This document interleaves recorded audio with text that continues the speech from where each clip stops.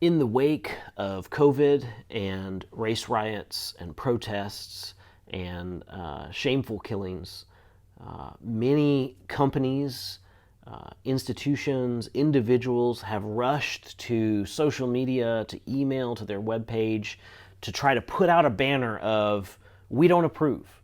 Now, I'm not saying that that is wrong, but there's something called virtue signaling. And we are very sensitive to people who virtue signal. We're very aware of politicians or celebrities who might go to a particular place that's dealing with a particular problem. Maybe they're dealing with poverty in another country. They fly in their helicopter, they land, they pick up a few children, they get their photo taken, they hop back on their helicopter, and they're gone. And so it's easy. None of us are probably at that status where we could fly in on our helicopters. I mean, mine is being repaired right now. But we all do this, we can do this in a small way, where we get into racial reconciliation or we get into cross-cultural missions, and it validates us to have that person that doesn't look like us right next to us in a photograph, right next to us on social media, going out and doing things together. Now, on the one hand, these things are good, right? We have to spend time together if we're going to have any kind of impact with racial reconciliation. On the other hand, we want these to be more than photo ops. And so there's one of the ways that racism takes place in a very odd way. There's a book called A Many-Colored Kingdom, and it's written by 3 different authors from 3 different ethnic backgrounds. And one of them is Latina, and she writes about her own mother's experience in being discriminated against. And one of the ways that she cites that this happens was she was an invisible person. She talks about the work that her mother did in an office and how everyone else might be invited to something and she's not invited simply because she looked different. And because she looked different, they perceived that she didn't speak their language, even though she did speak English. I mean, she also spoke Spanish, but she did, in fact, speak English. And it took years of her mother leaving cards and leaving gifts and basically loving people who barely knew that she existed, who might just pass her in the hall and give her a nod. It took years of her mom reaching out to them before they finally actually saw her as a person. And I know in church settings, in team settings, this can happen. You have very notable people. You have people who maybe have a very visible role or a very large personality or are very charismatic and winsome, and people just are naturally gravitate to them. And then you have people who might be more introspective, who might be more quiet, who might be dealing in a second language, or for some people, a third or fourth language. And so that just makes their interaction a little bit more difficult. But I can think through my own church here, and I think, okay, here are the people that, I know everything that's going on in their life. And then there's other people that I might pass and say hello. And I don't know as much about what's going on in their life. And sometimes that's because I don't ask. And I don't take the time to stop and ask. And so this is a problem probably for all of us. It's very difficult to know every single person we come in contact with. It's much easier to just follow them on Facebook and just assume that we're all good. So I want to set a couple of benchmarks out. First, I want to raise the idea that there are these invisible people. I'm sure as I'm talking about my own experiences, you're thinking, okay, yeah, there are people I pass in the hall and I don't really know who they are. Or I always confuse this person with that person because they kind of look alike.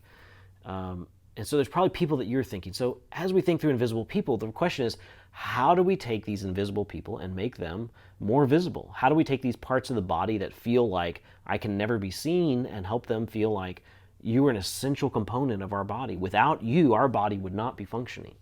And so one of the benchmarks that I want to put out there is hospitality. A lot of times we think of hospitality as actually fellowship amongst Christians, but the reality is hospitality is love of stranger, and I'm going to kind of define that even a little bit more broadly and say love of the other, the persons that are not like myself. And so already Christians in the city, we live very busy lives, we have long commutes and lots of commitments. It's already a challenge to fellowship with people who are just like me. People who already think the way I think, who have the same background, the same language, the same narrative about life, and it's already difficult to connect with them. How much more difficult then as I cross language barrier, worldview, etc., to try to connect with people. And so hospitality for me is such an important benchmark and such an important test for myself of going, okay, am I just being nice to these people because they're kind of around me? Am I just being nice to them because they're from somewhere else? Or am I actually doing my due diligence to show them love, to serve them, to invite them in, to create space? And so much of hospitality is making room for people.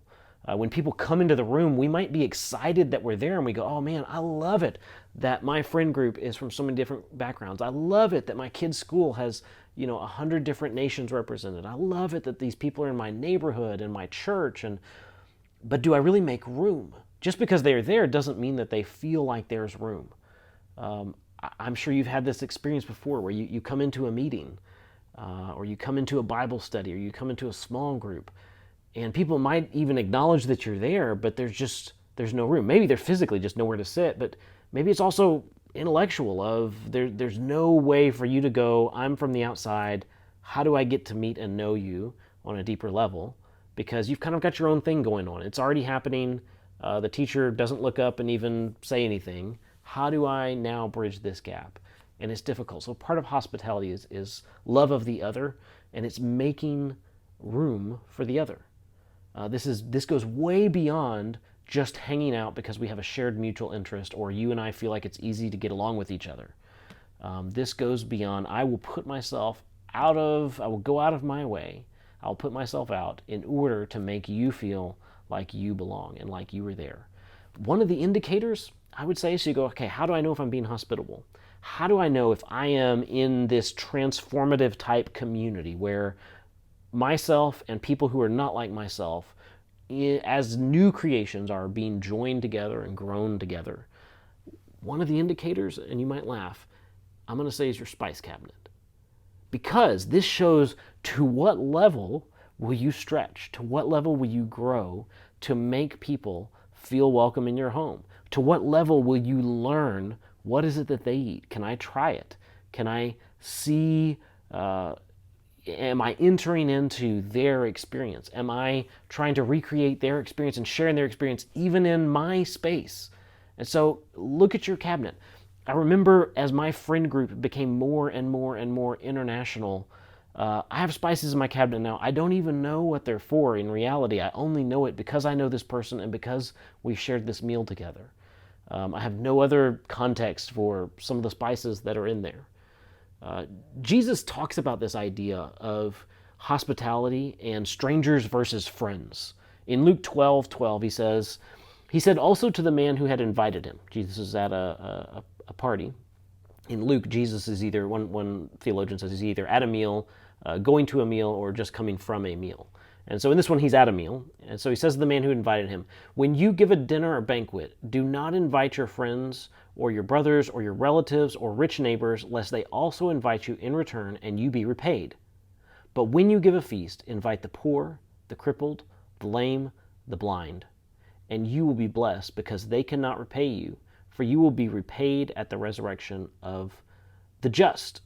So ancient Near Eastern, Greco-Roman and Middle Eastern hospitality at this time was all about how do I show honor in a way that will incur favor. So I want to have a notable person to my home, and I'm going to invite my friends and families and relatives in, and so I become this kind of broker in people relationships, where I am showing honor to this rich person so that they will then honor me. I am letting my neighbors know the kind of people, the kind of caliber of people that I hang out with so that they will view me with respect. And so all of hospitality at this time was very self-serving, honestly. It had nothing to do with helping the other or helping the outsider or creating space. It had to do with, how do I make myself look good? How do I increase my chances of better prosperity, better marriages for my kids, better business opportunities, better honor, better status? That's how hospitality was being used. And in the early church, this was a problem. They called it favoritism, where people were given preference based on who they were out there, without understanding that the reality is, for those of us in Christ, we're all dead, we're all raised in new creation, and we're all slaves to Christ.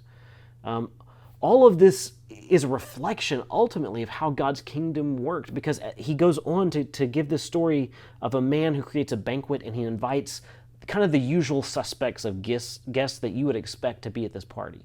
And all of them make excuses as to why they can't come. I've bought a field, I've gotten married, I bought some oxen, and I have to go test them.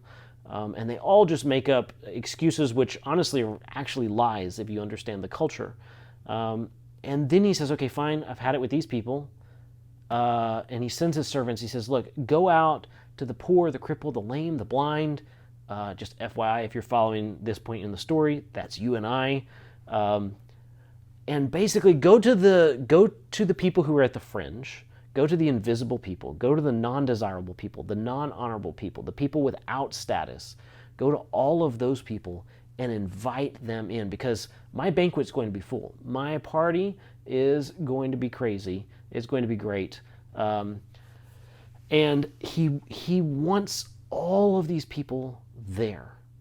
And so when we enact a Jesus-like hospitality, we invite the other, the marginalized, the downtrodden, the poor into our home, into our circle. We make room. We create honor for them. And this has nothing to do with how do we look. Can they repay us? It all has to do for we are modeling the way that Jesus has sought people like ourselves who are the marginalized.